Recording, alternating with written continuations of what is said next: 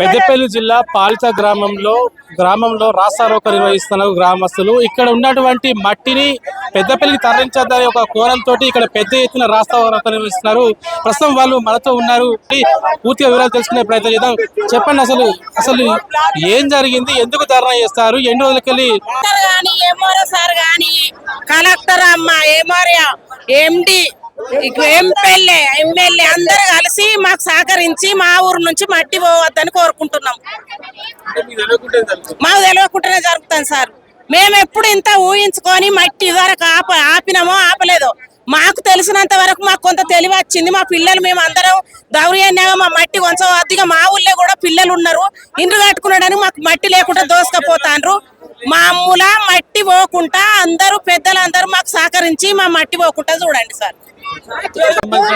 మరో వ్యక్తి ఉన్నారు, పెద్ద మనిషిని అడిగి అసలు ఏం జరుగుతుంది గ్రామంలో అని మరిన్ని వివరాలు తెలుసుకునే ప్రయత్నం చేద్దాం. చెప్పండి, అసలు ఏం జరుగుతుంది ఇక్కడ? ఏం చెప్పనా, మాకు ఎలక్షన్ల ముందు వచ్చి ఒక రాజకీయ ఏ రాజకీయ నాయకుడైనా మీ ఊళ్ళో మంచి ఖనిజ సంపద ఉన్నది, మంచిగా వనరులు ఉన్నాయి, ఇక్కడ బండ ఉన్నది, మట్టి ఉన్నది, అన్ని తీసుకుపోవడానికి ఎవరన్నా వస్తే పిరికడు మట్టి తీసుకుపోయి మాత్రం ఊరుకునే లేదని చెప్పిండు. ఎవరన్నా వస్తే నాకు నేను వస్తా, మీ ముందుకు వస్తా, దెబ్బన తీసుకపోతే నన్ను చెప్పులు పట్టుకోటని చెప్పిండు ప్రజలందరి మాట. అయితే చెప్తాను ఇప్పుడు, అన్న మీరు అందరూ అట్లా అన్నారు కానీ తప్పన్నా, ఈ దొంగలు ఎవరో మాకు తెలుస్తలేదు, మీరెవరో మా ఊరిని కాపాడురు అన్న, మమ్మల్ని మంచిగా చూడు అన్న.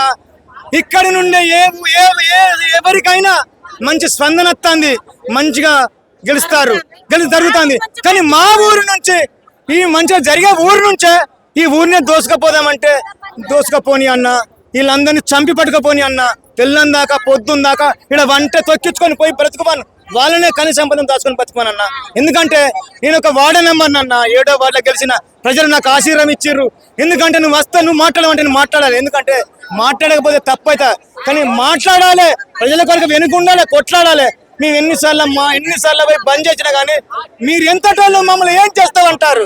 మేము ఏం చేసేటోళ్ళం కాదన్నా, నిరుపేద బ్రతుకులు మాయి. నేను ఆటో నడుపుకొని జీవించటం వాడిని.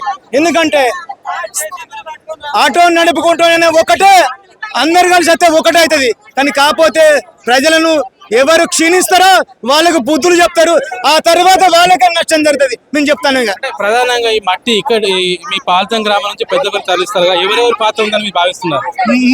మా పాలితం నుంచా, మా ఊరు నుంచా కొంతమంది కాంట్రాక్టర్లు పట్టుకొని ఇక్కడ మాకు వార్డు నంబర్లకు డబ్బులు ఇచ్చిన అని కూడా ప్రబోధం చేస్తారు.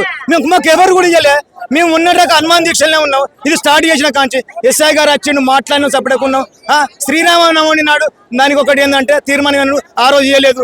కాకపోతే సర్పంచ్ తీసుకున్నాడు, ఉప సర్పంచ్ తీసుకున్నాడు, వార్డు నంబరు ఇది ప్రభువులో పెట్టి గేమ్ ఆడుకుంటా మనం చూసుకుంటా, చిన్న చూగా చూసుకుంటాను కూడా పోతారు. ఏమన్నంటే పోలీసులు అడుగు బండాలతో తొప్పుకొని పోతారు మమ్మల్ని. ఇది మేము ఎలాంటి తప్పు చేయలేదు. ఈ ఊరు నుంచి మట్టి పోయడానికి ఛాన్స్ లేదు. మట్టి పోతే మాత్రం ఆ మట్టిలో కలిసి సిద్ధంగా ఉన్నాడు వాళ్ళ నంబర్ తిరిగి ఒకటే. సో ఇక్కడ నుంచి మొత్తం మీద చూసుకుని ఉంటే ఈ గ్రామం నుంచి మట్టిని ఇతర ప్రాంతాలకు తరలించదని వాళ్ళు పెద్ద ఎత్తున ధర్నా చేయడం జరుగుతుంది. ఒకసారి మనం విజువల్ తో చూసుకుని ఉంటే ఒక 1/2 కిలోమీటర్ పై చిలుకు కూడా ట్రాఫిక్ పూర్తిగా జామ కావడం జరిగింది. ఎప్పటికైనా కానీ ఇక్కడ అధికారులు కానీ ఎమ్మెల్యే కానీ పూర్తిగా స్పందించి మాకు న్యాయం చేయాలని గ్రామస్తులు డిమాండ్ చేస్తున్నారు. కెమెరా పర్సన్ అక్షయ్తో సంతోష్, పెద్దపల్లి టైమ్స్, పాలితం నుంచి.